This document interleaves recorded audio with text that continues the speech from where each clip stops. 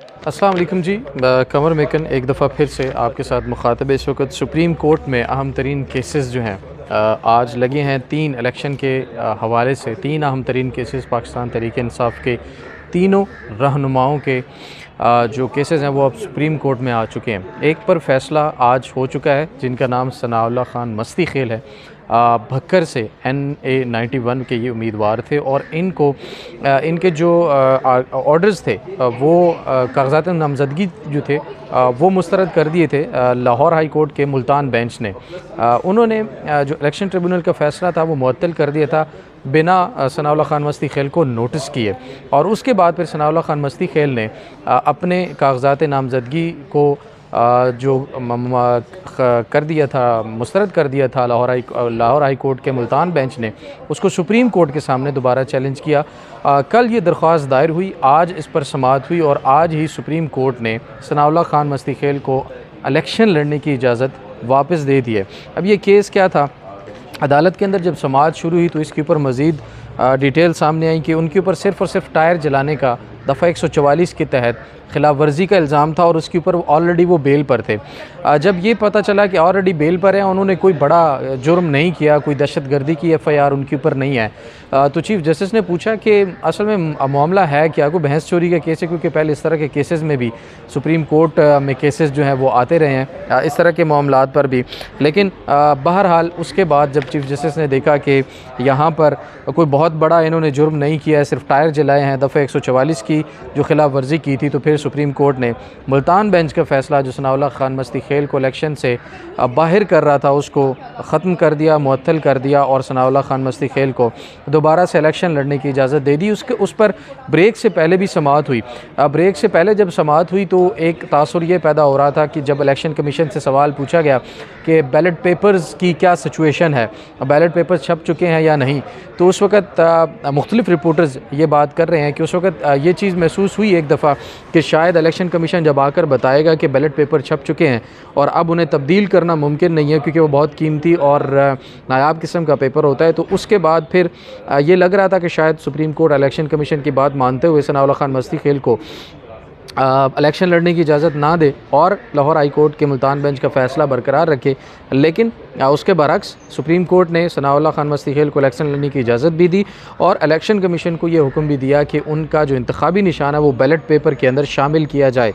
तो अब ballot paper के अंदर उनका इंतखाबी निशान उनको अलॉट करके वो शामिल किया जाएगा और फिर वहाँ पर अगर जैसे कि इलेक्शन कमीशन ने बताया कि बैलेट पेपर छप चुके हैं तो ज़ाहिर है अब फिर दोबारा से नए पेपर जो है बैलेट पेपर हैं वो छपवाए जाएंगे। दूसरा अहम केस सनम जावेद का था। ये PTI की एक्टिविस्ट हैं, फेमस हैं बहुत। इनकी जो आजकल सोशल मीडिया के ऊपर भी बहुत इनकी बात होती है। ये लाहौर से हैं बेसिकली और मरियम नवाज़ शरीफ के ख़िलाफ़ इन्होंने अपने कागजात नामज़दगी जमा करवाए थे NA 119 से, लेकिन इनके कागजात नामज़दगी मुस्तरद हुए थे। कागजात नामज़दगी मुस्तरद होने की जो 2 बड़ी वजूहात थी, वो एक तो उनके दस्तखत जो थे RO के मुताबिक वो उनके ID कार्ड से मैच नहीं कर रहे थे। दूसरी सबसे अहम वजह जो थी वो उनके बैंक अकाउंट्स आपस में मैच नहीं कर रहे थे या उनकी जो ट्रांजैक्शन है उनमें कुछ इस तरह की गड़बड़ थी, जिसके बाद RO ने उनके कागजात पर एतराज़ लगाकर मुस्तरद कर दिए थे, जिसके बाद ट्रिब्यूनल ने भी वो फ़ैसला बरकरार रखा, हाई कोर्ट ने भी, और अब ये मामला सुप्रीम कोर्ट में पहुँच चुका है। अब सुप्रीम कोर्ट से सनम जावेद को कितना रिलीफ़ मिलने के इम्कानात हैं ये बहुत अहम है। अब देखना ये है कि कुछ चीज़ें जो सामने आ रही हैं वो ये कि जिस दिन सनम जावेद के कागजात नामज़दगी जमा करवाए गए थे उस दिन कोई भी जेल के अंदर जाकर सनम जावेद से नहीं मिला था, और भी कुछ इस तरह की चीज़ें सामने आ रही हैं जिससे ये वाज़े तौर पर इस्टेब्लिश हो रहा है कि सनम जावेद के जो कागजात नामज़दगी थे और बैंक की जो डिटेल्स हैं उनमें कुछ इस तरह के मामलात हैं कि जिस पर RO ने उनको जो मुस्तरद कर दिया था उन कागजात नामज़दगी को।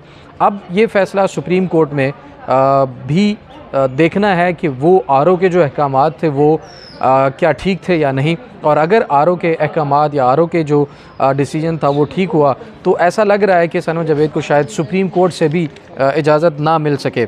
दूसरा एक और चीज़ जो है वो ये भी है कि अगर सनम जावेद के दरख्वास्त कागज़ात नामज़दगी हो जाते हैं मंजूर, तो उसके बाद एक चीज़ ये होगी कि फिर मरीम नवाज़ का मुकाबला जो है वो सनम जावेद से पड़ जाएगा। और फिर मरीम नवाज़ के मुकाबले में जब सनम जावेद आ जाएंगी तो फिर एक सख्त मुकाबला जो है वो देखने को वहाँ पर मिलेगा। लेकिन ये फ़ैसला करना अभी मुमकिन ना होगा, क्योंकि इसमें सुप्रीम कोर्ट जब तक डिसाइड नहीं करती कुछ कहना कबल अज़ वक्त होगा।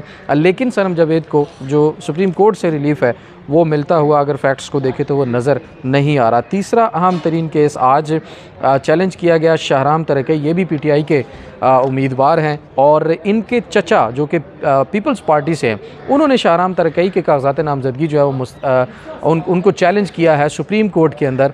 और उन्होंने मौक़िफ़ ये अपनाया है कि ये अब्सकॉन्डर है, मफरूर है, इसलिए ये इलेक्शन नहीं लड़ सकते। और अगर सिर्फ यही एक वजह देखी जाए तो मुझे लगता है कि ये केस भी शहराम तरक़ई के हक़ में इसका फ़ैसला जो है वो आ सकता है, क्योंकि मफरूर होना और ये कोई इतना बड़ा जुर्म नहीं है जब तक उनके चाचा ये इस्टेब्लिश ना कर पाएँ कि उन्होंने बहुत कुछ संगीन जुर्म किया है जिसके बाद उनके पास ज़मानत मौजूद नहीं है। तो अब मामला जो है वो इन तीन लोगों का सुप्रीम कोर्ट के अंदर इस वक्त मौजूद है। ये तीन अहम तरीन जो डेवलपमेंट्स थी सुप्रीम कोर्ट की वो आपके साथ शेयर की।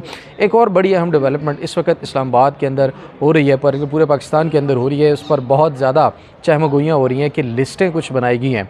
590 के करीब लोगों की लिस्ट है जो कि अदलिया मुखालिफ और इदारों के ख़िलाफ़ जो मवाद हैं वो अपलोड कर रहे हैं, हर्जा सराई कर रहे हैं, कैंपेन कर रहे हैं, तो उनकी लिस्टें भी बना ली गई हैं। दूसरी तरफ एक अहम तरीन आज डेवलपमेंट ये भी हुई कि डीसी इस्लामाबाद की तरफ से जो एक अपील दायर की गई थी इस्लामाबाद में, आपको याद होगा जस्टिस बाबर सत्तार ने इस्लामाबाद हाई कोर्ट से डीसी के जो इख्तियारात थे एमपीओ के तहत ऑर्डर्स करने के, वो कलअदम करार दे दिए थे कि वो आज के बाद कोई भी एमपीओ के तहत ऑर्डर दे के किसी भी किस्म का कोई एमपीओ का ऑर्डर जारी नहीं कर सकते। लेकिन हुआ कुछ यूँ कि उसके बाद फिर डीसी इस्लामाबाद ने अपील की और उसके बाद जस्टिस जहांगीरी और चीफ जस्टिस आमिर फ़ारूक ने इसके ऊपर समाअत की, जो कि डिवीज़नल बेंच था। उन्होंने डीसी इस्लामाबाद की दरख्वास्त अपील जो है वो मंजूर करते हुए एमपीओ के तहत जो ऑर्डर्स देने का इख्तियार है उसे बहाल कर दिया है आर्जी तौर पर, और बाकी जो नोटिस भी कर दिए हैं बाकी फ़रीक़ैन को। तो अब इन दोनों चीज़ों को अगर रिलेट किया जाए, चूँकि लिस्टें बनाई जा रही हैं उसमें बेशतर सहाफ़ी भी मौजूद हैं। इतलात के मुताबिक नामवर सहाफ़ियों के जो नाम हैं वो इस वक्त उन लिस्टों में शामिल हैं। इलेक्शन से पहले इस तरह का काम जो है वो बहुत सवालिया निशान है कि जो लोग बात कर रहे हैं, जो लोग तनकीद कर रहे हैं, शायद उनकी आवाज़ को दबाने के लिए इस तरह की कोशिशें की जा रही हैं।